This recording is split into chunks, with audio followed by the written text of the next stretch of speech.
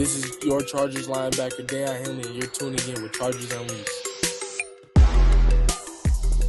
Welcome to another edition of Chargers Unleashed. Jake Hefner and Dan Wolkenstein here with you from the LAFB Network. If this is your first time tuning into the show, make sure to hit that like and subscribe button on YouTube. You can also follow us on Facebook, Twitter, Instagram, Spotify, and Apple Podcasts. Dan Wolkenstein. It's been a while since we have gotten a chance to say the words Wildcard Weekend, but we have officially arrived.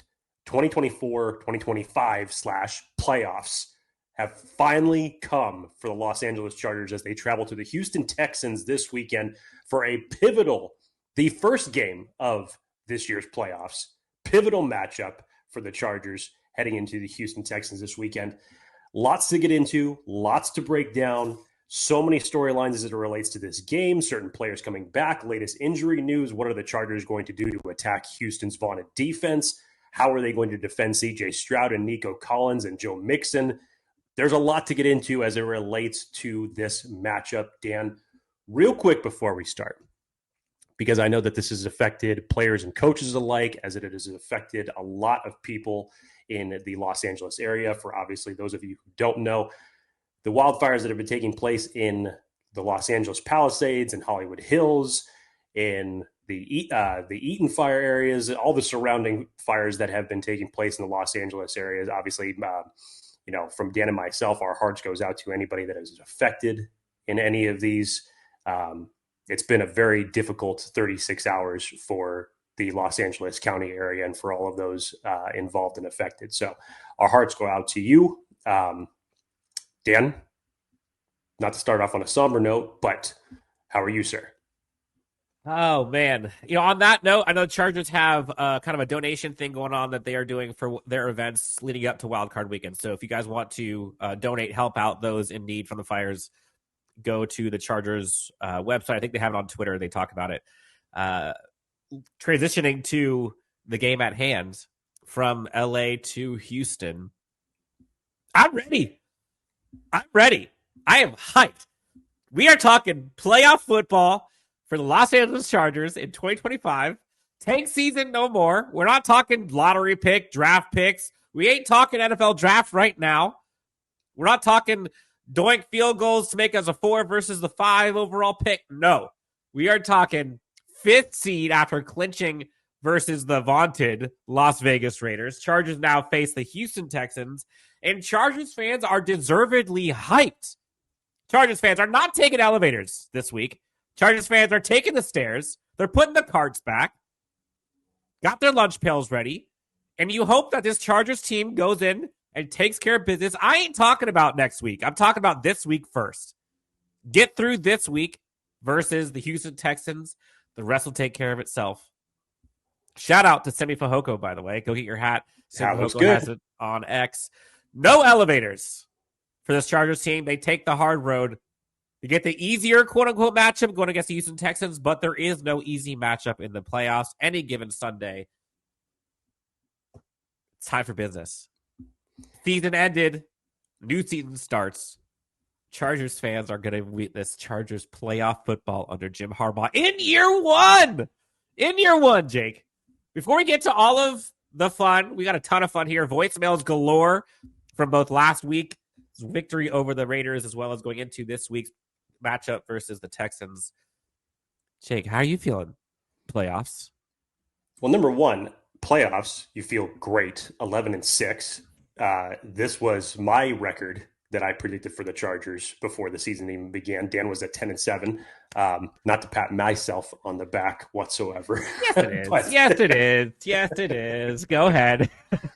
No, you look at what they have done since the Tampa Bay 40 burger and how locked in they have been, and their offense and Greg Roman, and who I have felt, when we've talked about it at nauseum in terms of his adaptation to the offense as the year has progressed. You go back to that week 5 bye. I thought he tweaked a lot of different things. And then still facing words of criticism about the offense being inconsistent all season. What does he do the last 3 games? No big deal. Has 3 straight games of 30-plus points or more.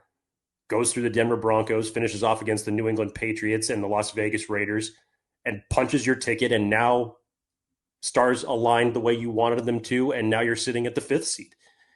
There's that old adage of getting hot at the right time for playoffs. Justin Herbert is playing some of his best ball that he has played in his career right now. And, we'll get into some other things as it relates to the Raiders game when Dan's talking about how I'm feeling. That's another reason why this is the first podcast of this week, because Dan and I have been sick for a majority of this week. So we've both been fighting back some cold since the Las Vegas Raiders game. So while the Chargers were winning, Dan and I were coughing. Unfortunately, we weren't able to record earlier this week. Otherwise, we would have done a pretty extensive recap of that game. But as Dan mentioned, lots of voicemails to get into that were after that game. So we're kind of going to splice these things together, meld them together as best as we can while looking forward to this wild card matchup. Dan, let's get into it. I'm hyped. I'm ready to go. Let's get into this, Jake. Before we do, though, we've got to pay the bills. We've got to talk about our friends over at Bet Online. Hurry up, get to the ad read so we can get hyped for this football game. Yeah, nobody wants to hear this. Bet Online is the world's most trusted betting platform and your number one source for everything football. Bet Online has every stat, every matchup, and even live odds and spreads to bet on during the games. You think you know your stuff? Get on our $200,000 mega contest and pick 5 games against the spread every single week for your chance at weekly prizes and a share of up to $200K. When the game is over, head on over to our online casino and get on a game of blackjack or poker or on one with one of our 150 slot games. Head on over to the website today to get in on the action. That's Bet Online. The game starts here. Chargers Unleash hotline will be sprinkled throughout 323-902-7586. Leave us a 30-second voicemail. We'll do our best to put it on the next episode. Jake, let's get hyped. Chargers fan, let's get hyped. Playoffs, Saturday. Houston Texans. First voicemail. Houston! Here we come, Houston. Ladidi. QJ. QJ had a freaking day. What about that one-handed grab? Oh, my goodness. Where's that QJ been all season? It's getting hot at the right time, guys. Everything was working. Can you imagine what this team's going to look like next week? Oh, here we come. Here we come. Let's just keep the momentum going, guys. Let's keep it going. What do you guys think our biggest struggle is going to be against Houston next week? Playoffs! That's a vibe, baby. That's exactly how Chargers fans are feeling right now. That's a vibe. Number one, I want to point out that caller pronounced Ladd McConkey's name correctly. Yep. Ladidi McConkey. So already good swing, number one. Number two, Dan, I mean, I know you and I didn't get a chance to talk about this on the podcast, but what a game for Quentin Johnston. 13 catches, 186 yards. You talk about stepping up when Joshua Palmer wasn't in that game, and an early part of that game where Ladd McConkey was getting doubled. The funny thing about it is that we're so used to Ladd having the big game. Ladd had, 5 or 6 catches for 95 yards, and that was just absolutely just who cares about that because of Quentin Johnston. Breaking records as a rookie with 50-yard games in a season. Yes, I mean, just what a time and what a statement for Quentin Johnston to have on year 2 after his really rough rookie season that he came off of. Props to Quentin Johnston for that. And as it relates to playoffs, that's the type of playmaking ability that you're going to need. Now, we'll go into this in more context as far as what we feel is the biggest matchups and everything to worry about as it relates to Houston Texans, but that defense for Houston's pretty damn good. Yep. Don't sleep on them. So we'll get into that as we break down the rest of these matchups. Next voicemail, Jake.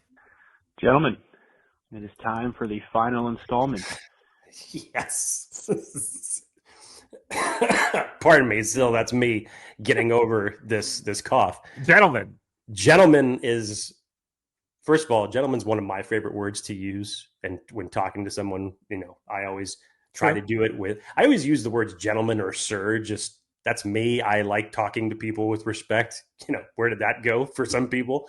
But this always puts a smile on my face over the past 3 weeks when we have this call that starts with the word gentleman, because I know exactly where it's going.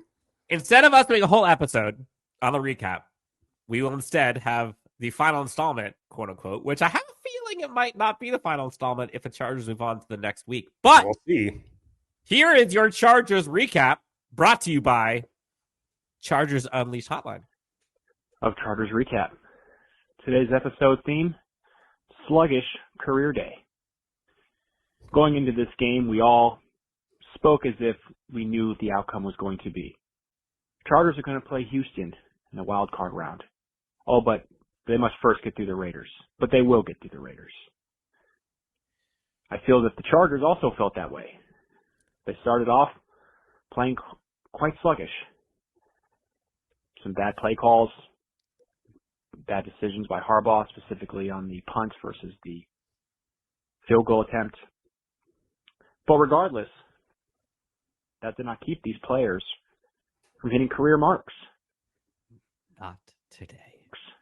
Not today. Daiyan Henley, first career interception. DJ Chark, first touchdown as a Charger. Justin Herbert, first career 40-plus yard run, longest of his career, longest of the season.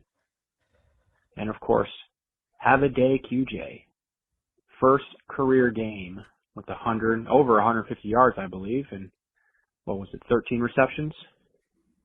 Monster. Seems like it took a while for these boys to wake up, but when they did, they showed us all why we have hope in them, why we believe that they could make some noise in the playoffs. But lest this be a lesson to them and to all of us to not look ahead too much. I think we all did that here today, and we all have to admit that at moments, this game did give us a few scares. Houston is no team to bargain with. They have talented edge rushers, so the team must come ready to play. Glad you guys enjoyed my installments of the Chargers Recap. I'd be happy to give one after Wildcard Week. See? I knew it. And look forward to kicking it off again in the 2025 season. Go Chargers. The biggest thing about that, Dan, Texans are not to be underestimated. No, please don't. The national Rex Ryan narrative, saying that the Chargers are going to have a bye this week against the Texans. Look, I'm not sure if he's just up in the clouds over what his Baltimore Ravens did to the Texans a few weeks back. Nasty But one. that's, I'm sorry, an irresponsible statement. I see what they're doing. Like, they're setting this thing up to where if the Chargers win, they should have. If they lose, oh my gosh, the collapse. Right. As if that is remotely true. Look, Get out of here with that. Stop it. Yes. Like, it's not even the Chargers coming in with some type of arrogance like that. Jim Harbaugh would not allow them to. No way. And yet, you don't think that Houston's going to use this as motivation to go into this game? They're already home dogs. And now you're saying that the Chargers are basically coming in on a bye. This isn't the New York Giants. No. This isn't the Carolina Panthers. They won 10 games. This is not a team to underestimate or disrespect in any sense of the word. Nope.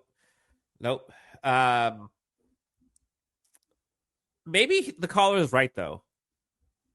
I hope that this was maybe a wake-up call, so to speak. Not that the Chargers were looking past the Raiders, which I don't think they were. But do not underestimate a team. Do not just go in there assuming you're going to win because you are the quote-unquote better team. Any team can win any given Sunday. The Bengals lost to the Patriots this season. The Bengals lost to the Patriots. So, miss me with that. Quick topic, Jake. Interesting news happened this week. Some people have been elevated. Window open. Simi Fehoko. Shout out. No elevators. Eli Apple. And then Ezekiel Elliott joins the Chargers. And Rashawn Slater scare no more, seemingly. Back at practice.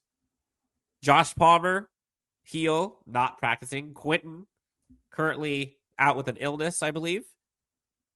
Lots of news on the roster front, but they've used their IR reinsert, if you will, ability. Simi Fehoko, Eli Apple seemingly back, along with Alohi Gilman and Rashawn Slater. Rashawn Slater, Joe Alt, huge for this upcoming game against those two edge rushers. What do you make of the flurry of moves this week? Well, the Simi Fehoko and Eli Apple ones are notable because if both of them end up playing on Sunday, that would officially be the two basically IR to returns that the Chargers can use for the playoffs. They cannot use any more. So the Marcus Mays, anybody assuming that an Asante Samuel Jr. return that would be possible, it would not be the case because you're only allowed to use two. So we'll see when the final announcements comes down if indeed both of them are going to play. As it stands right now, it looks like it's trending that direction. Now, Simi Fehoko definitely could use a player like him, especially as it relates to pass blocking and run blocking, because he's definitely good at that. And another outlet wide receiver that has the trust of Justin Herbert, you'd like to see that for just another option that you're going to need. Well, especially if there's no QJ or Josh Palmer, like they need bodies. Absolutely. Eli Apple's going to add a little bit more depth to that secondary unit that has been just been in a constant rotation for several weeks now, whether we're talking at the corner or the safety position, and you need a little bit more help now with Elijah Molden being lost for the season. And then late Monday, Jordan Schultz breaks the news that Ezekiel Elliott is signing with the Chargers practice squad. And according to Jordan Schultz, there were better opportunities that were presented to Ezekiel Elliott, but the word was that he liked the fit better with Jim Harbaugh and Justin Herbert, as they are hopefully going to go on a playoff run here.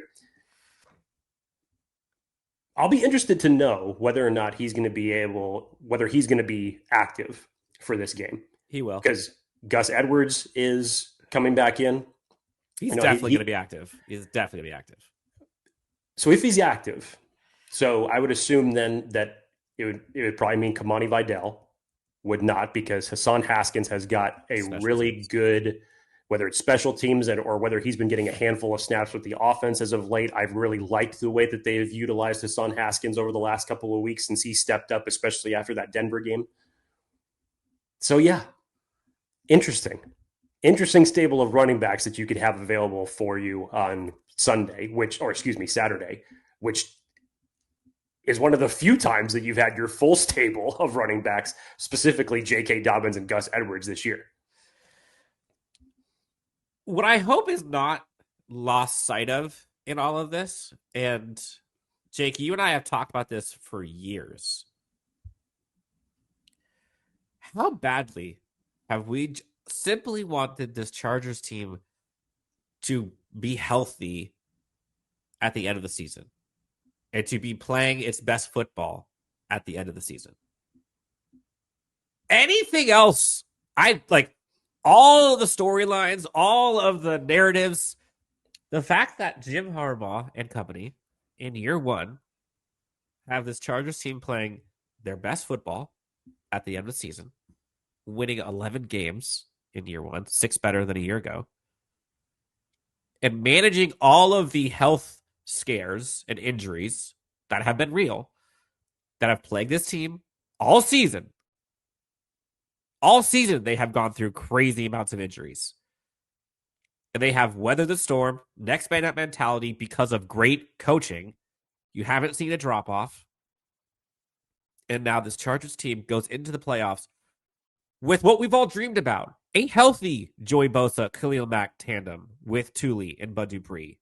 A healthy Derwin James. A healthy Justin Herbert. Rashawn Slater, Joe Alt, both good to go. You've got J.K. Dobbins back from injury. Healthy, ready to go. Daiyan Henley, rocking. Looks like Denzel Perriman's good to go. Alohi Gilman back in the fold.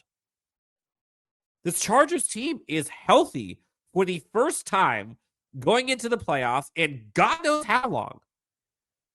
And so I give so much praise for the training staff, the coaching staff, these players, for keeping this together with the end goal in sight. And all of us have been criticizing or questioning or wondering or upset about how things have been handled certain ways, certain times of the season. This is why it matters. Is your team now, Jake, is healthy and playing its best football at the end of the season. So I don't want that to be lost in all of this. If this is the first time we get to watch this Chargers team as advertised, full complement of weapons in games that matter. How many times we talked about, like, oh, if only LT was healthy, if only Bosa was in this game, if only Rivers didn't have a torn ACL. Like, there's so many what ifs. Like, this is the time. The stars have aligned. Time for stars to shine. Everybody was worried about what would possibly happen in the Raiders game, including the man to my left. Oh, God. And seemingly they came out of it relatively unscathed, save for the Trey Pipkins situation with his oblique. But like you mentioned, Dan, it's the things that are overtaking it. Justin Herbert in the last 3 weeks has played his best ball of the season. Your health is there. These players that you needed to step up in certain situations have been there, even from guys that have come in off of guys being injured, namely Stone Smart and Hassan Haskins. Darius Davis almost had his third straight touchdown in 3 weeks if it wasn't negated for a penalty. You start incorporating all of these, and it gives you more opportunity and trust with what your offense can do. It's a great time for it. Great time. All right. Next voicemail, and then we'll get into breaking down this game. We'll start with the Chargers offense versus the Texans defense. Let's do other voicemails sprinkle in. And that's a wrap. Let's go, QJ. What a game. Have a day, my man. 5 seed Houston, let's go. Short and sweet. 5 seed Houston, let's go. So let's go, Jake. Chargers offense versus the Texans defense. And again, like, let's not take lightly this matchup. This Houston defense is legit. Like, actually legit. They are top 10 in so many categories as a defense. Their offense has kind of been bad, kind of been weird. But Chargers going up against a defense that 6th best in yards allowed, 5th best in turnovers, 4th best in first downs allowed. Their passing touchdowns allowed, not great. They're second, third worst. Second most interceptions in the NFL. 4th fewest rushing touchdowns allowed. Franchise best 49 sacks. 6th fewest passing yards allowed. So this Chargers offense is going up against a good Houston defense, led by 2 bona fide superstar edge rushers. Again, no better than the Chargers have played all season, but still good edge rushers, Dylan Hunter, Will Anderson, and all-pro Derek Stingley in the secondary. Their secondary has been legit, and their edge rushers have been legit. No question about it. Thankfully, Jake, this Chargers offense has arguably the best tandem of tackles to protect Justin Herbert. So where do you want to start? What's the biggest narrative here of Chargers offense versus Houston's defense to you? It comes down to the trenches, Dan, because that's where everything's going to start. Because everything that you rattled off about Houston's defense is legitimate in terms of what they can do. That's going to be the strength for what obviously Justin Herbert is going to want to try to chip away at. Yes, you're going to still obviously incorporate the running game, but Justin Herbert and the pass catchers and Greg Roman scheming to get guys open like Ladd McConkey and QJ have been phenomenal. So I think when the Chargers have the ball, if you move it into the red zone, Dan, that's where the difference is. Because as much as we want to talk about how good Houston's defense is and what they allow per game and the sacks that they have per game, when it comes to the red zone, Texans defense is 27th in red zone defense.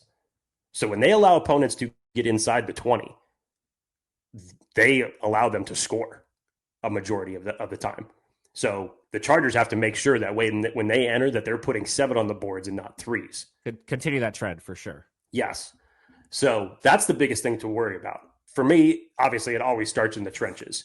when you look at Danielle Hunter and when you look at Will Anderson, that combination, they have been absolutely lethal for Houston. So obviously having Rashawn Slater back for this game is paramount with Joe Alt on the bookend side. You hope that what you have found since the Denver game, again, you go back to that Denver game and you remember how vicious Denver is with their defensive line and how they're able to get after the quarterback. Since that game, build it from the Patriots game, build it from the Raiders game, this offensive line has started to find something in terms of offensive protection as it relates to Justin Herbert. You're going to need to find that type of magic between your starting five again this week against this pass rushing unit. It's not going to be easy whatsoever. It is going to be tough for what the Chargers have to go up against. And you look at the rest of that defensive unit on top of Anderson, on top of Hunter, Dan, where can you attack it? Well, you could definitely attack it in the middle. The bookends are what you have to worry about.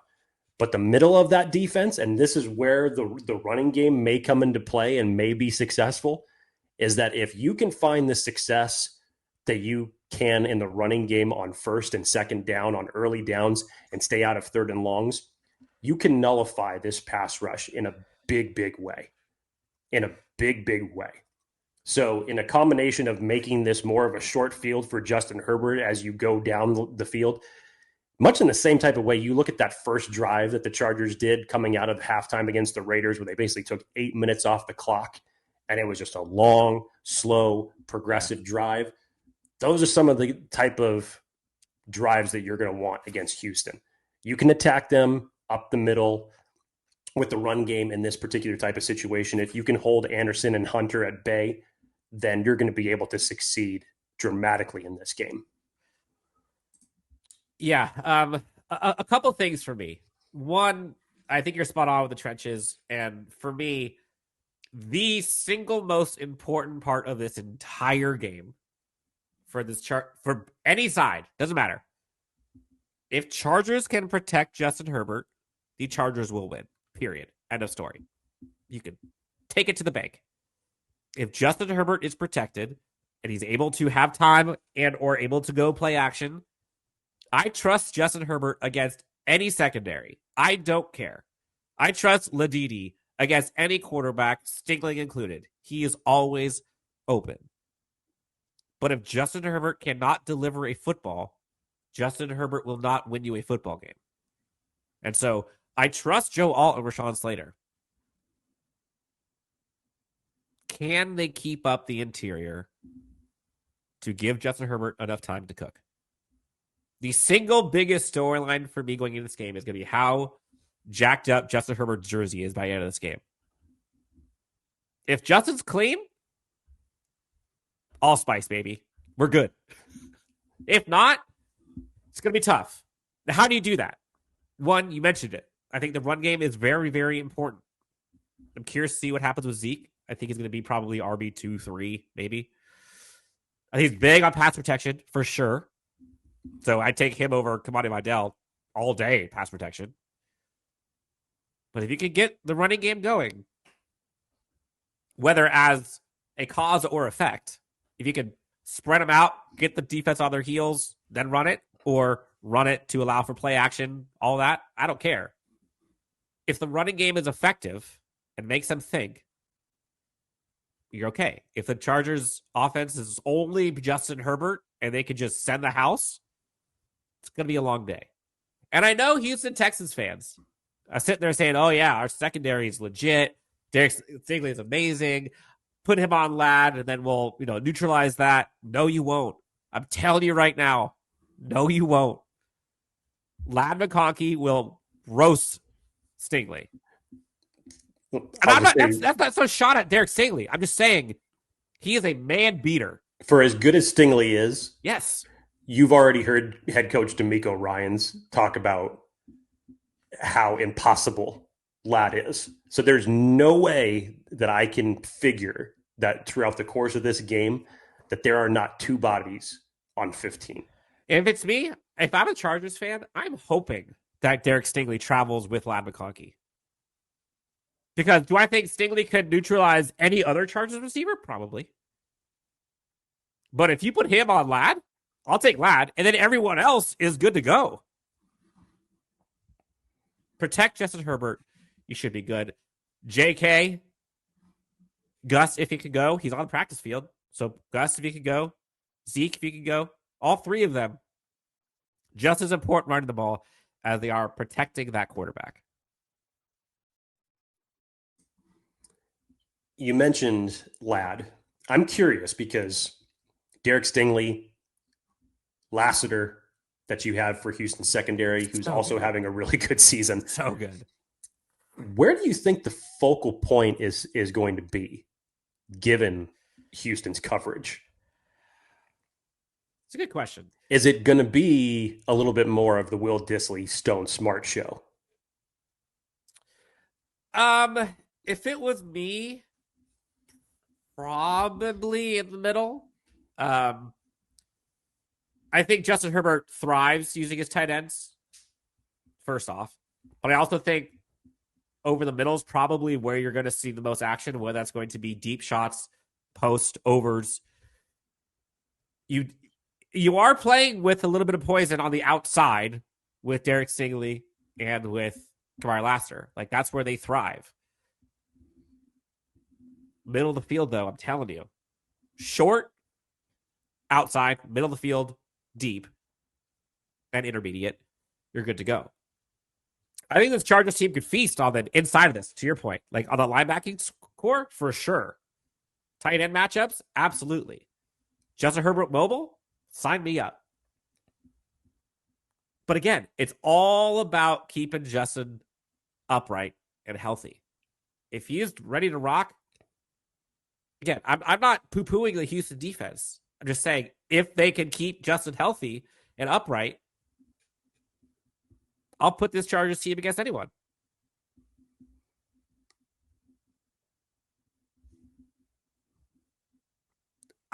I'm wondering though, like, if you're the Chargers offense, if you're Greg Roman, like, what's the ace up your sleeve here? You saw DJ Chark get his first touchdown. You're seeing Darius Davis get more involved downfield. Quentin all of a sudden is looking fantastic if he could go. You've got J.K. Dobbins, Stone Smart doing his thing. Will Dissly just seems like he's always catching important passes. Like, there are so many things that are known about this Chargers team, what we've seen this past year, and then there are these little, like, glimpses of, like, ooh, Darius, DJ Chark, JK. I feel like there's an ace up the sleeve. If I was going to lean towards any ace, I would say it's either Stone Smart or it's Darius. Finding additional ways to get them involved in the passing game. Because looking at an opposing defense, that's not your top 1, 2, or 3 priority to stop. I think it's DJ Chark. Would that not be great? I'm telling you. Would that not be great? That was my narrative all the first, like, 10 weeks. I'm like, I think they're keeping him for, like, an important game. Like, if you were to tell me that to start the season that DJ Chark would not have a touchdown until the final week of the season. He had like 4 catches or 4 targets this year. 4 catches all year and 1 touchdown. And then just goes off in a playoff game. Yep. 50+ touchdown. Watch. That's not even my bold prediction, but I think that's what we're going to see. I think it's DJ Chark. And you saw how hyped that entire Chargers team was when he got that touchdown. Like, that was big. And that catch was not easy, by the way. Neither was a throw. I think there's going to be some aces up the sleeves that are going to be shown this week. And if I'm the Chargers, like, this isn't one of those, like, we got to wait. Keep some in the holster for next week. Don't do that. There is no tomorrow. No. Worry about that after the game. To me, this is a pretty even matchup. Like the Chargers offense, as much as you want to talk about how fantastic they've been these last 3 weeks, if you look at the entire sample size, I know they've been peaking at the right time. But in full, the running game hasn't been great all season. The passing game has been effective at times, especially the last 3 weeks. But over the course of the year, remember how often we talked about some of the things that were left to be had with this Chargers offense. So, in my opinion, this is kind of above average offense for Chargers versus a good Houston defense. But the above average offense has a superstar quarterback, 2 incredible tackles, and an offense that is surging at the right time. So it's the quote unquote hot hand, if you will. But if you're just looking at it on paper, I think Houston might have the advantage. And I'm not saying that as if like the Chargers offense isn't good, but I'm just being a realist here. This Houston defense, statistically, has been better than this Chargers offense so far. Anything else on this side before we switch over to the other?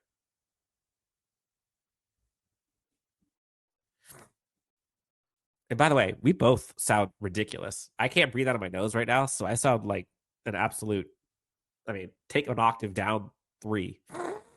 That was a nice snort. And thank God for the mute button for me, because you could probably, if you're watching this, you could probably see me coughing off camera. But again, thank God for the mute button so that you guys don't have to hear that. No, Dan, everything as it relates to offense and defense, I think we covered the big matchups as it relates to this. Let's flip it on over to the Chargers defense and what they're going to do against CJ Stroud. Yeah, and this is in my opinion where I think you're going to see so many fun storylines. And I've said this a few times before, but I'll take Jesse Minter versus CJ Stroud.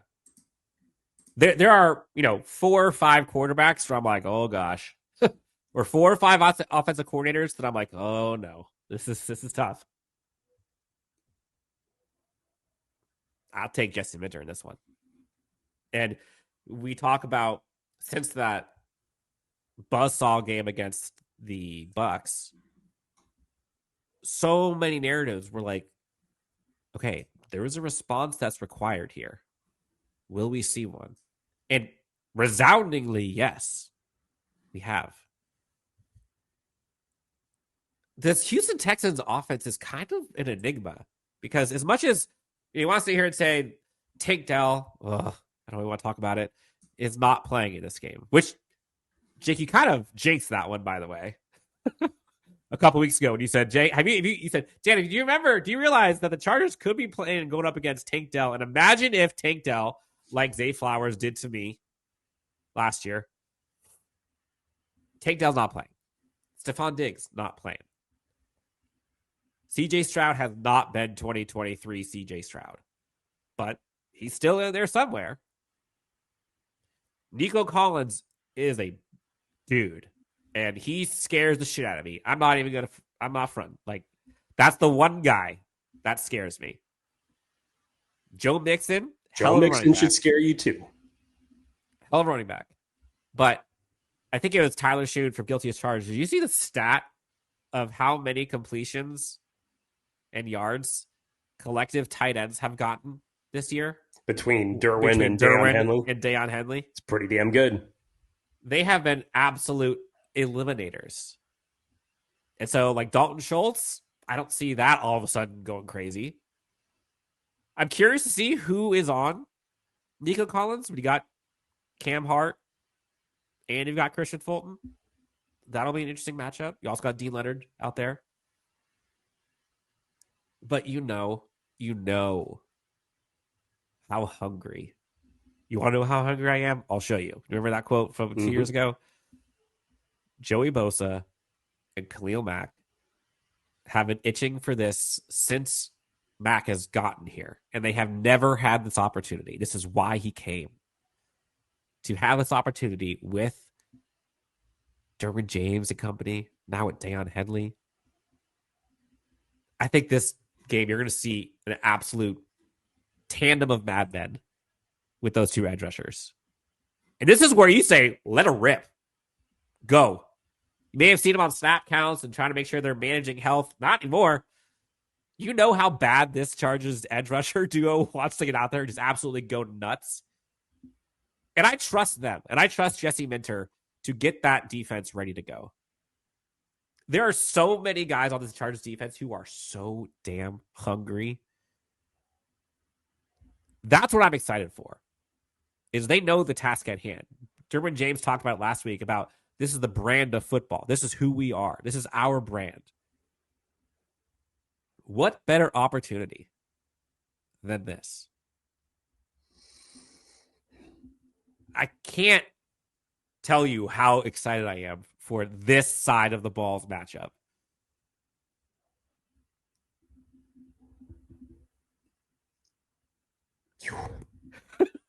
I got you, right? I got you. I mean, you definitely hyped it up. I was just trying to figure out where I wanted to start with everything. Let's start with 7. Let's start with CJ Stroud. Because I know you were talking about, yes, you'll take Jesse Minter versus CJ Stroud. Understandably so, given what Jesse Minter has done. However, if there's one constant that has remained throughout this season, is that the Chargers have still shown a tendency defensively to give up the scramble to mobile quarterbacks, which CJ Stroud is more than capable of doing. He's had 253 scramble yards on the season. So he is more than capable of getting out of duress and moving the sticks if he needs to. He doesn't do it often, though. Doesn't do it as often as a Bo Nix or Drake May or Lamar Jackson. Doesn't do it as often as them. But still, the Chargers, obviously, number one, need to make sure that they are disciplined and responsible when it comes to quarterback containment. Justin Herbert does it 306 on the season so far. So less than Justin. And I know we've asked Justin to do it a lot. He's been doing it a little bit more as of late. But on the season, Justin really hasn't done it. I know some of it's because he has been healthy. But CJ Stroud could, and you would think should, but for whatever reason, hasn't done it as much as I think people would have liked. Next factor of this, Dan, is I think DeMeco Ryans is going to want to come into this game with a healthy dose of Joe Mixon. Yes. I think he's going to want to try to run the ball down the Chargers' throat, which they are susceptible at giving up some chunk plays. Even still, so on first down, they're still susceptible of letting the ball run 4 yards. And definitely on the left side. Left side is where you're going to see it. And he's going to try to set up that play action, and he's probably going to want to go for one downfield to Nico in that circumstance. But everything's going to start with Joe Mixon, in my opinion, for this game. As you mentioned, there is no Stephon Diggs. There is no Tank Dell in this game. Nico's going to be C.J. Stroud's number one target as it relates to try to get him the ball. So how do you take him out of the game? You had mentioned who was going to be on him. I would assume, and this is maybe me just going from familiarity in their division, because Christian Fulton was with the Tennessee Titans, so he's a little familiar already being in that division, going up against Houston. So the familiarity may already be there. But who knows? Maybe I'll be surprised. And it is Cam Hart covering at some certain sequences. He may rotate. Who knows? But that would be my guess. I would say that Christian Fulton will get the first crack at defending Nico Collins in that circumstance. But yeah, Dan, I think everything's going to start with the run game up front. Trenches. Good afford, tire chart, huge. Yes, absolutely huge. As it relates to what the Chargers can do from a pass rush perspective, the right side of Houston's offensive line is susceptible to that. So Joey Bosa lining up against their right tackle. Tuli. Yes, if it's Tuli as well, could make some noise. That right side is a little bit iffy of their offensive line. Derwin. So in terms of getting pressure, yes, because you obviously have Larry McTunsell on the left side, which Khalil Mack is going to be responsible for. But you need to find ways to generate pressure. And Dan, maybe it is fortuitous, because if there's one thing to say about last week's matchup against the Raiders, I was actually surprised the lack of pressure that the Chargers were able to put on Aiden O'Connell until late in that game. Even in terms of not necessarily registering, quote unquote, the number of sacks that maybe we would have thought, they were still hitting him. I think it's Titus Howard is the other tackle for the Texans, who's get up something like 35 pressures or something. Like, it's insane. So, as I said, I think it's a little bit fortuitous that maybe the Chargers pass rush did not have the type of game, the type of game that they were wanting to have last week. Give you a little bit more juice and motivation going into this game against Houston. Shaq Mason, 34 pressures allowed. Titus Howard, 35 pressures allowed. Kenyon Green, 28 pressures allowed. Like, Houston's given up a boatload of sacks this season. You mentioned the running game, Jake. Again, the left side is where it's going to be going to. Almost guaranteed. The Texans team, 341 yards. Actually, I'll go attempts to make it easier. 80 attempts have gone to the left end. By far the most. If you look at their production, they have 1,900 yards total rushing. 340 of them have gone to the left end. 200 of them have gone to the left tackle, roughly. 250 have gone to the left guard, roughly. 300 have gone to between the guard and the center on the left side. And their yards per attempt on the left side, Jake, 4.3, 6.0, 5.5, and 5.9 in those four categories. Versus if you go to the right side, 2.8, 3.0, 3.7, 4.1. You know they're going to go left. That's probably going to be Khalil Mack. But again, Poona Ford, Tyler Tart, Daiyan Henley, Denzel Perryman, hopefully.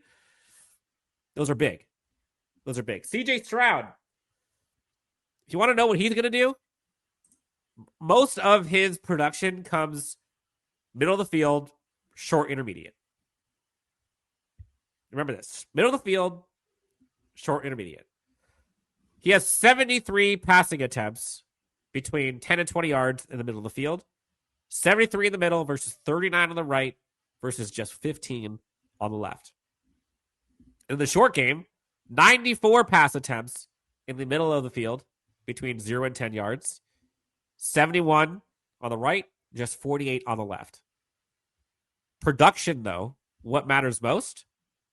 Between 10 and 20 yards, middle of the field, he's got 119.1 quarterback rating, 6 touchdowns, 2 interceptions, over 800 yards. That's where he feasts.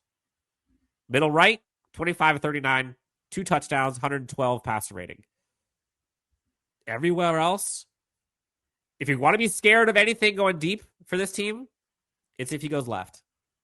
9 of 16 for 314 yards and 121 rating, 20 plus going left. Middle and right, though, terrible. Combined, he's 11 for 46 on throws, 20 plus yards between the numbers or to the right, with an NFL rating of roughly 54, with 3 touchdowns and 6 interceptions. So, big time play for Derwin, for Daiyan in the middle of the field. This is huge. Curious to see who ends up as the nickel. Will it be not Junior Taylor? Will it be Tarheeb Still? I don't know. If you can keep the middle of the field underneath locked and deep left locked, that's your path for success. They run left, they throw middle, unless it's deep and that's left. So how do you prepare for that? Again, that's the deep left part. That's the part that scares me because that is the part that has Nico Collins. Mm-hmm. And we've seen Christian Fulton get beat as of late. We've also seen Cam Hart look really good. Dean Leonard also, big body. I can see him being utilized a little bit here. So given all that, I think the middle of the field, I think you're okay with. You've got Derwin, Daiyan, that helps with tight end. Middle of the field area, Daiyan is so good at coverage.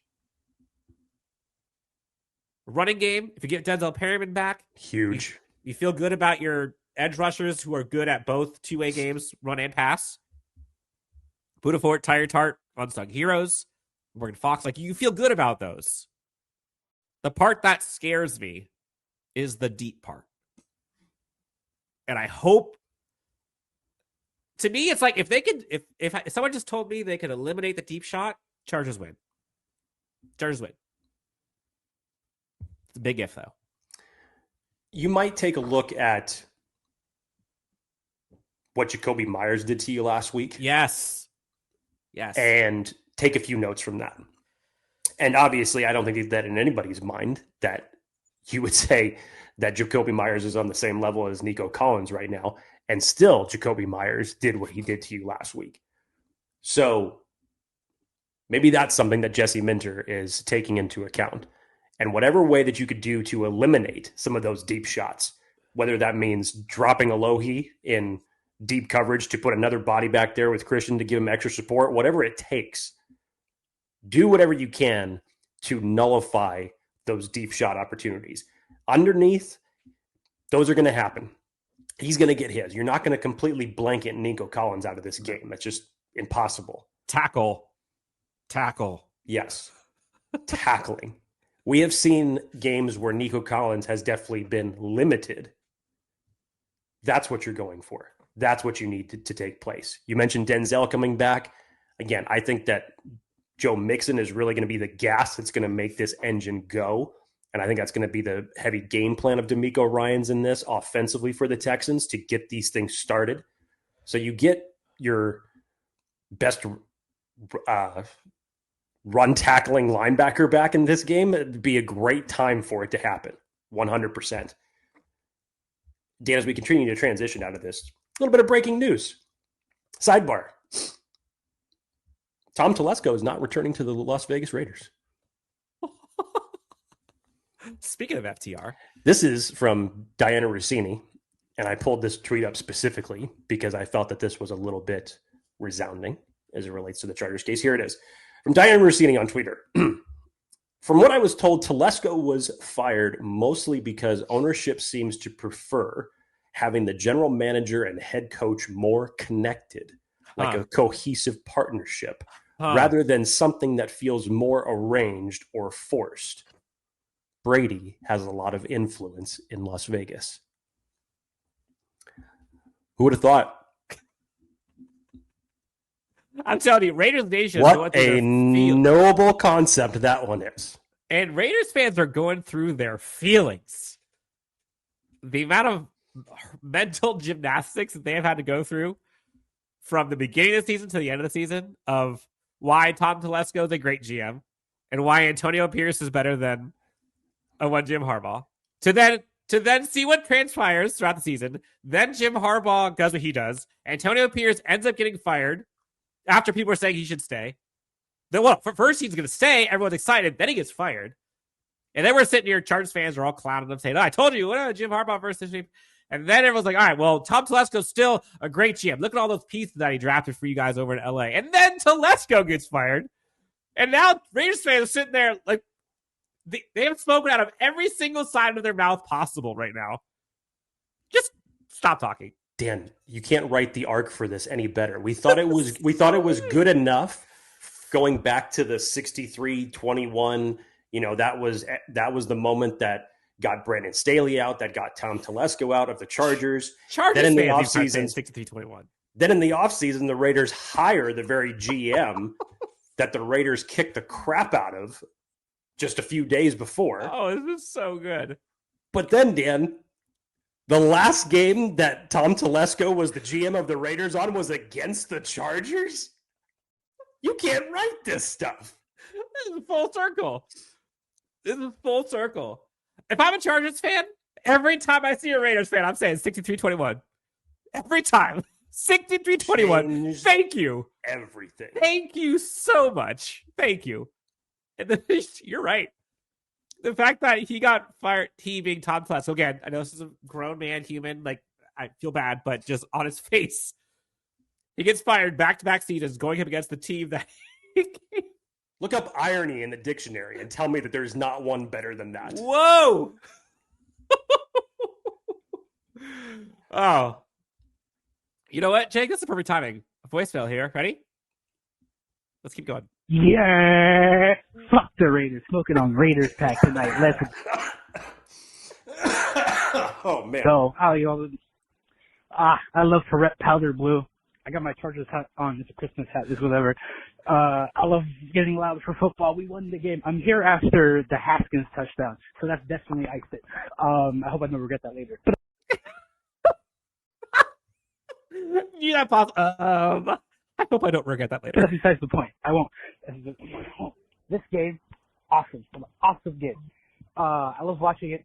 All that shit and stuff like that. It's so awesome. Yeah. I can't wait to play Houston. It's going to be electric. Absolutely. With fucking Texans, see yourself rated. Goodbye. What was that last part? Jake's on mute. He's still coughing. Nah, I'm not sure what that was, but it was great. Great way to end the call. Next voicemail. We got a bunch of these. Let's kind of roll through these a little bit before we get to bold predictions and final scores. What's up, guys? Mustafa from Houston. From Houston. From Houston. I'm gonna try my best to go to this game, guys. Oh my God, bolt the F up. Bolt the F up. I'm glad everyone stayed healthy today. It was a great game today. See y'all in Houston. Let's go! I'm seeing a lot of folks traveling to this Chargers at Houston game. And you saw Chargers fans take over Allegiant, which, again, talk about irony. I think you're going to see a lot of Chargers fans in Houston, which I can't wait for. That's going to be a fun environment for sure. And Houston is now a great spot to play, too. Like, you saw that atmosphere last year. It was awesome. Well, and how about for Jim Harbaugh getting a chance to return to the very arena that he won a national championship in? Right. A lot of feels in that building. Shane Day gets to come say hi, too, by the way. Ah. Next voicemail on the Chargers on these hotline, 323-902-7586. This is Dennis from Cambridge, Mass. Another Charger fan calling from across the country. Oh, I wonder if he knows Bob from Boston. They need to be friends. Man, I have been a Charger fan since I am 50 years old. I've been a Charger fan since I was 7. He's been through some things, Jake. I've never seen a head coach like this before. And Don Coryell was great. Ross was great, but and Marty was great, but we got a winner here. And culture and leadership, man, that makes the biggest difference in the world. I'm so psyched for this team, not just this year, but going forward. Coaches make all the difference, man. Coaches and quarterbacks, and we got both. Love it. Bolt up. Let's get to the next round. Let's take out KC and KC and make this year count, baby. Come on. You've got Jake on mute still. No, I was taking a deep breath because that last part that he was talking about. Oh, see, I don't want to get there, Jake, but imagine that euphoric. Exactly. I'm not overlooking the Houston Texans, but as I've been saying for weeks, this was the path that I wanted. Whatever opportunity was there in order to play the Kansas City Chiefs one more time. Do it. But first and foremost, win the damn game in Houston. Yeah, we're getting to bold predictions and the final score predictions. Playoff edition. Let's get some more voicemails real quick. Guys, we finished last season with 5 wins. We had the 5th pick of the draft. Isn't that insane? And, imagine the Chargers are this year, again, not to pick on the Raiders because it's beating a dead horse at this point, but look at their season. They couldn't even tank correctly. They were in quarterback hunting mode. And all of a sudden now, they ain't getting one of those. They're looking at maybe we should get Aaron Rodgers. Kirk Cousins, come on down. The Chargers went from the 5th overall pick to 11 wins in the 5 seed. Number 5 overall to the number 5 seed in 1 year. Shout out 63-21. Pretty good. And then we go and finish the 5th seed overall in the AFC. If that's not a sign, I don't know what is. It's the Jim Harbaugh era, guys. Let's go to Houston. Let's win. And we may even have an opportunity to have a trip to Kansas City to knock them out of the playoffs. How sweet would that be? Let's go, guys. Here we go, playoffs. Yeah. I'm telling you, you could see it. You could taste it. What I don't want to see happen, what I'm so afraid of, Jake, is that playoff game against Jacksonville. I'm going to say it. Not that I'm worried about that comeback, all that kind of stuff, but remember how much we talked about Rashawn Slater? Just get back. He's 1 game away. Mike Williams, just get back 1 game away, and man, we're going to be killer. And a lot of people were already kind of talking about that next week, and it never happened. That's what I'm afraid of. Don't let that happen. But man, you could just sense it. You could feel it. It's like in the air. Phil Collins. This Chargers fan base, this Chargers team wants Kansas City so bad. You can feel it everywhere. Look, I'll save the rest of my Kansas City comments for later time once everything shakes itself out. But hypothetically, if it happens, you will not be able to air blast the smile off my face. No, permanent. I'm getting a tattoo. Smile right here.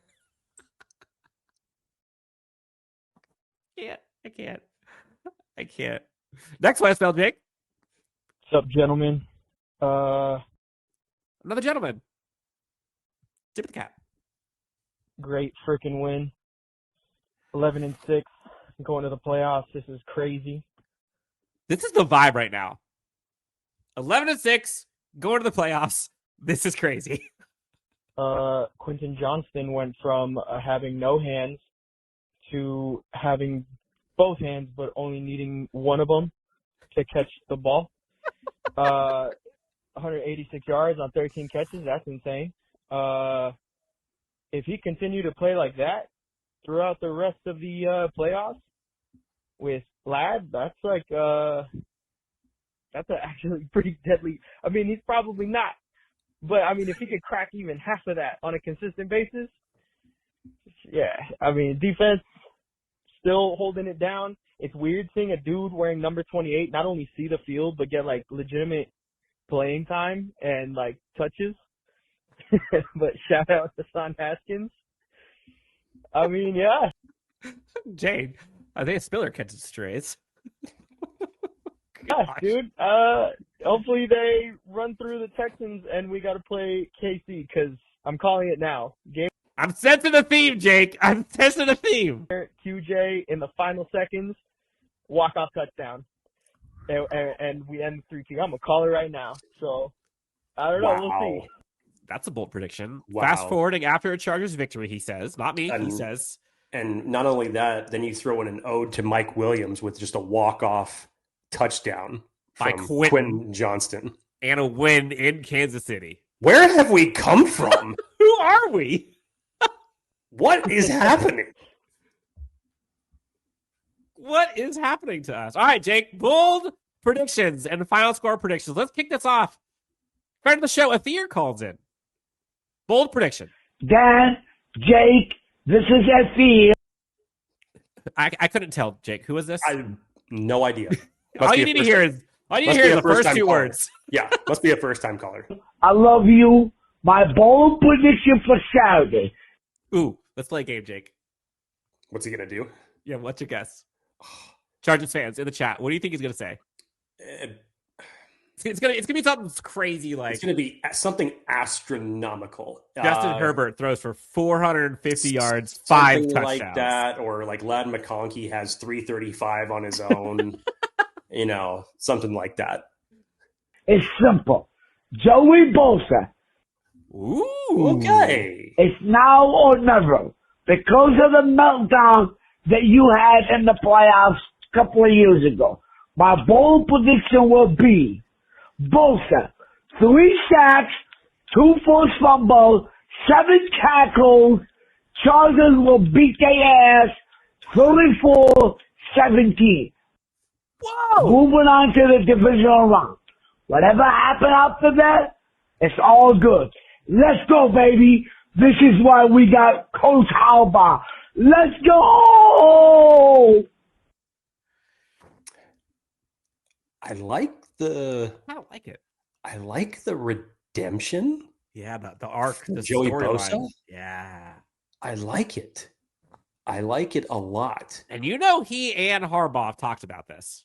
There's no way they haven't talked about this. Harbaugh, Mack, 100% have probably discussed this as far as this opportunity. And they're not being a tomorrow with this group together. Mack said it.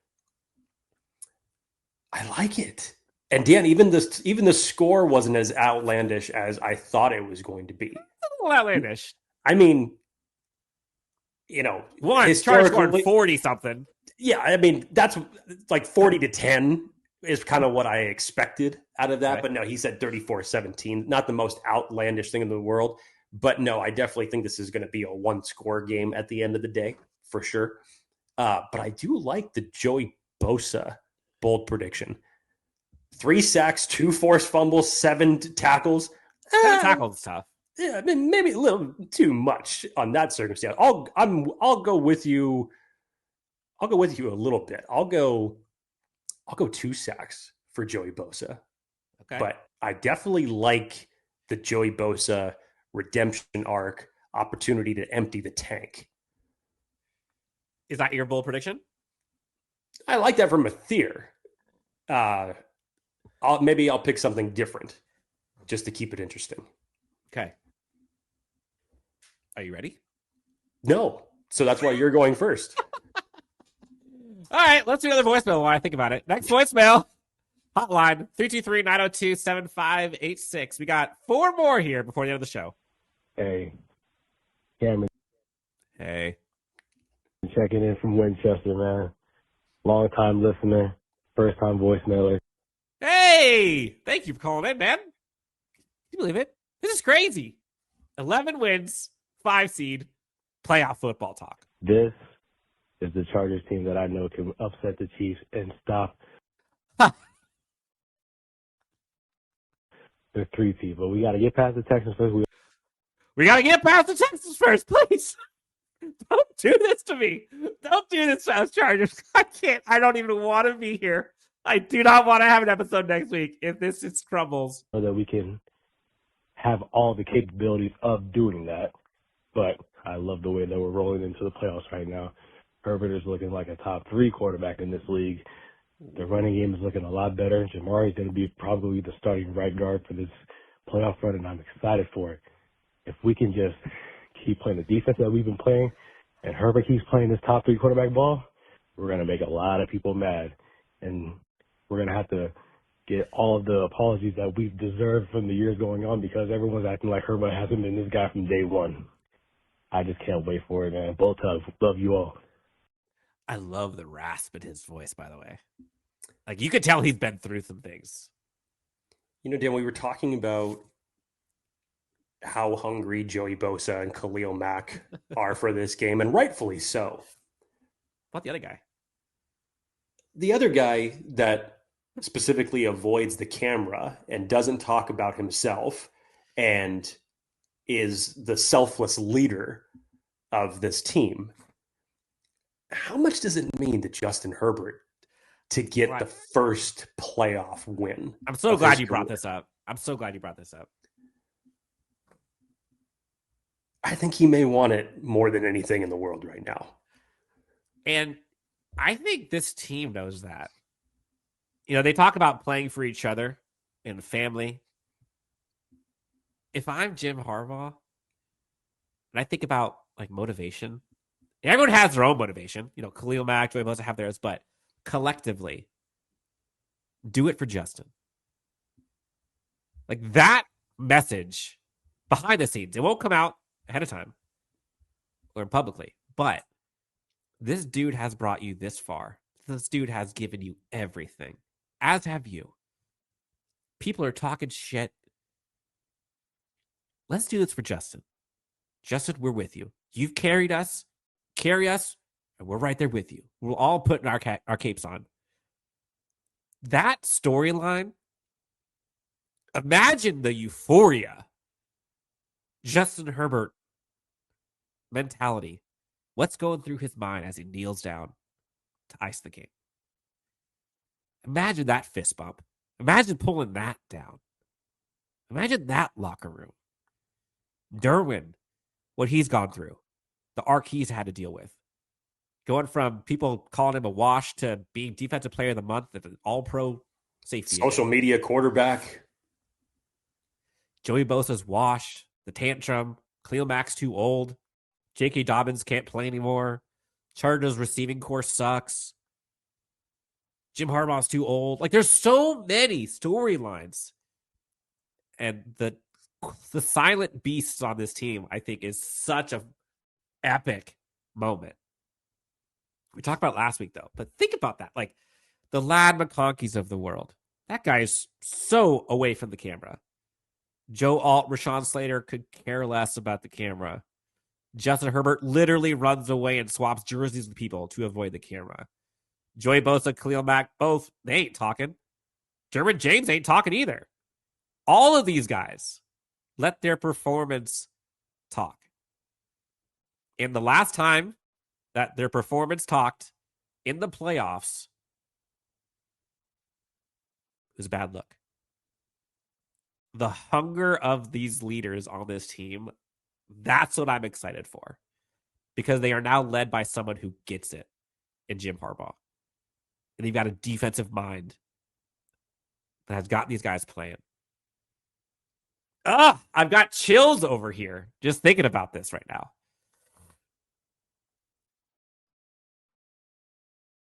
Bold prediction, Jake. You go first. Ass.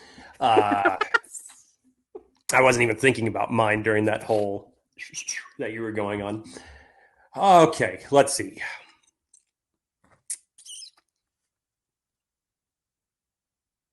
Thinking of different places to attack here. Like, going Justin Herbert would just seem like the easy answer, low-hanging fruit, not necessarily bold in that circumstance. I think I know where you're going to go, so I'm going to stay away from that player.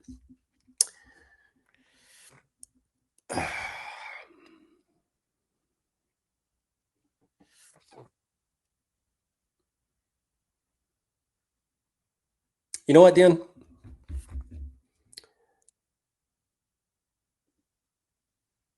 I'm going to go the running back spot.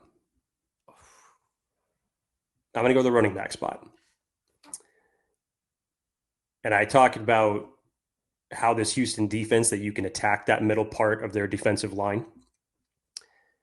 The staple that has been there all season for what Jim Harbaugh has wanted to do, what Greg Roman has wanted to do to dictate the pace of this team, which essentially helps you set up play action, which we've seen Justin Herbert thrive so well in over the last 3 weeks when the running game has been working. Let's go with Mr. J.K. Dobbins. Oh, I love that. J.K. Dobbins is going to break the century mark. And he's going to have 2 touchdowns. That'd be so clean. Given J.K. Dobbins' history, given realistically, this is the 6th best rushing defense they're going up against. But taking the will of your opponent, 2 tugs and 100, yeah. Oh, and that's a recipe too. Imagine the Chargers doing that. Justin doesn't have to do much. But that would be so fitting. The narrative the next day. Oh, Justin's stats weren't great. You know, like, just keep pushing that goalpost back. Yep, keep moving. Keep it moving.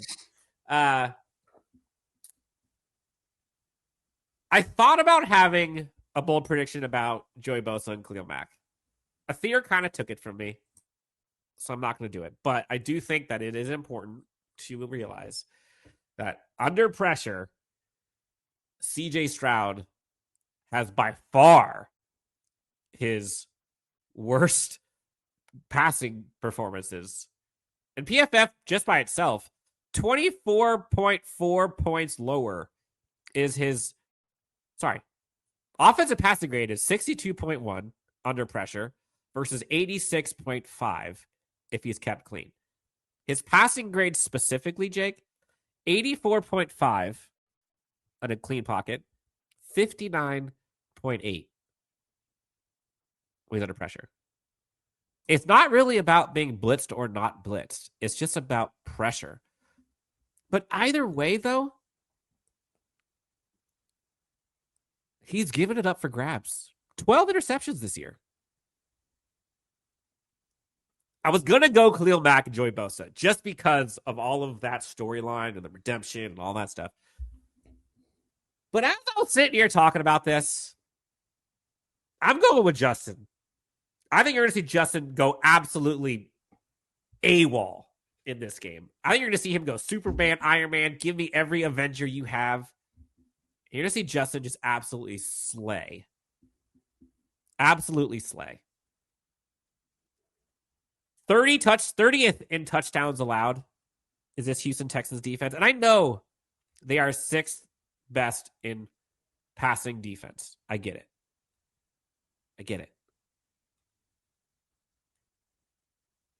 But I think Justin's going to go crazy. I want Justin to go nuts. I want there to be no stone unturned in those narratives. And I'm going with my heart there a little bit. The bold prediction, Justin's got 4 total touchdowns. 1 on the ground, 3 in the air. I'll go 280 yards. 280, 4 touchdowns. Total. We've made it, Jake. Pessimistic Jake. Optimistic Dan. Roles reversed. And now I think both of us are kind of optimistic at this point. I think. Hell, you even had your villain arc for the majority of this season. Yep. Final score time. Let's listen to a couple voicemails. And then it's time. Sir Dan, Sir Jake. Wow, Jake, you've rubbed off on these callers. Sir.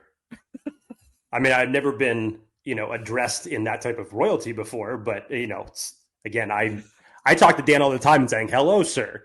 I talk to a lot of other people saying, hello, sir. Nice to meet you, sir. How are you, sir? But I like this. Feels nice. It is me, the faceless fan. I don't know if I've ever called in when the Chargers have won, but... Jake, kick your feet up. Mm-hmm. Let's listen in. The Chargers have won, and they are 11-6. And listen, the greatest memory I have as a fan is the 2018-2019 season when we won against the Ravens in the playoffs. Seeing Melvin Gordon strip sack Lamar Jackson and Melvin Ingram sealing the game, even though we got fucking killed the next game. Just that is ingrained in my memory. Anyway, all I really have to say about the game is this. 13 receptions, 186 100 yards for Mr. Q Money. That is amazing. And one more thing. 18 carries, 63 yards. Mr. J.K. Dobbins got his $150,000 extra bonus on top of the $300,000. You were talking about that during the game.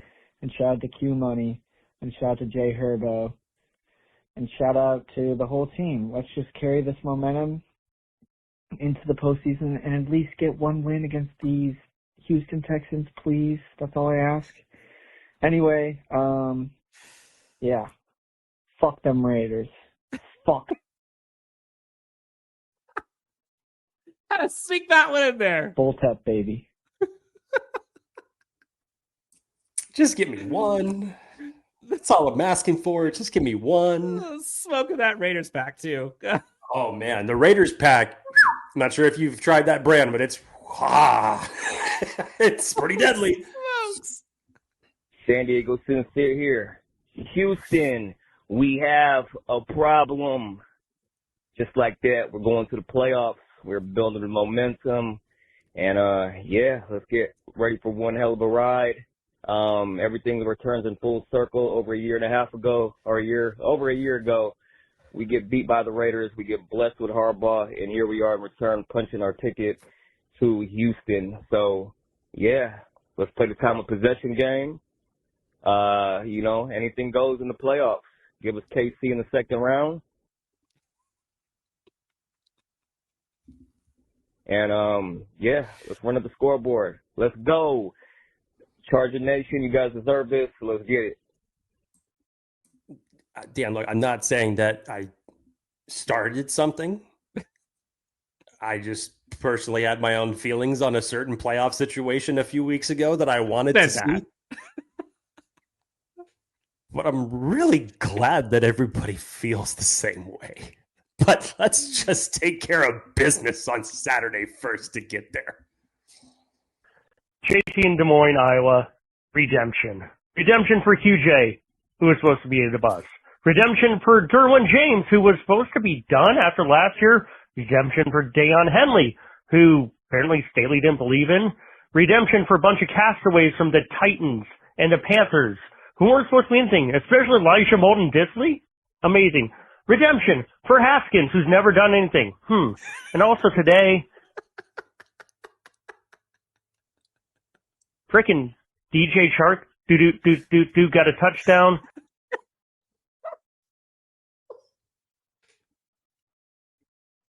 Redemption season, my guys.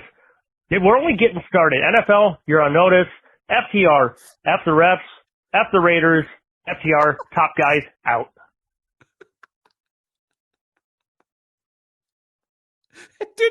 do. Chief on mute still.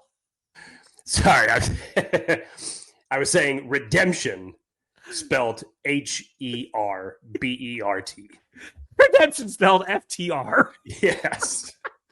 Whatever it is, redemption's all over the place. 28 for not doing anything.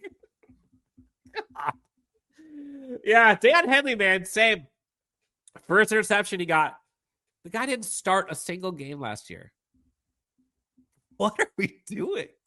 All right, look, Jake, final score. Here we go. Oh, God. Well, first of all, you should already know what your Chargers score is going to be because you have Justin Herbert throwing 4 touchdowns in this game. No, throwing 3, 4 total. Okay, so so running one as well. Yep. Okay, Yep. got it. So you're still at Maybe 20. catching one. You're still at 28 at least for the Chargers score, unless you know Dicker's hitting something. Yeah. So okay, so at least we know you're that high. Yep.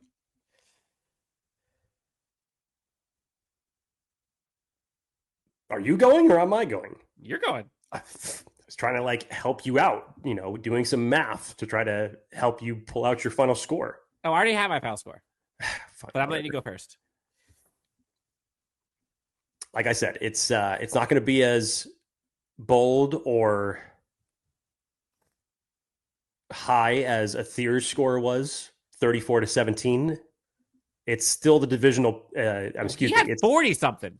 He had 34-17. No, he had 40 something. This was 2 weeks ago when he had 40 something. Check the tape. I swear he said 34-17, which is why I made the comment that it was not as outlandish as what I thought it was going to be. But anyways, it's still the playoffs. We even know how competitive divisional games can be from time to time, even against whatever you think about an inferior opponent. That is not going to be the case this week whatsoever. It's going to be tough. It's going to be competitive. It is a good team that the Los Angeles Chargers are going up against this week.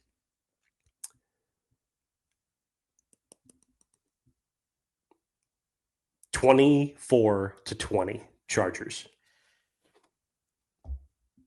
24-20 chart. I like it. As you were talking, I went back and listened to the Aether voicemail. And I can't tell if he's saying 44 or 34.